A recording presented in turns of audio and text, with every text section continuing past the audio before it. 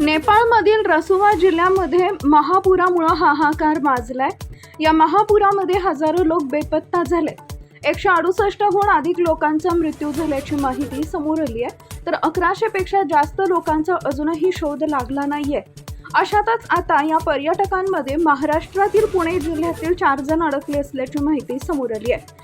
चारही पर्यटक हे सुखरूप असून संपर्कात असल्याची माहिती प्रशासनाकडून देण्यात आली आहे। यासोबतच या प्रलयकारी पुरात महाराष्ट्रातील 80 नागरिक नेपाळमध्ये अडकल्याची माहिती समोर आली आहे। अडकलेल्या नागरिकांच्या मदतीसाठी राज्य सरकारकडून हेल्पलाईन सुरू करण्यात आलेली आहे। नेपाळमध्ये अडकलेल्या नागरिकांमध्ये 80 पैकी 57 नागरिक रिचा टूर्स अँड ट्रॅव्हल्स एजन्सीच्या माध्यमातून नेपाळला गेले असल्याची माहिती आहे।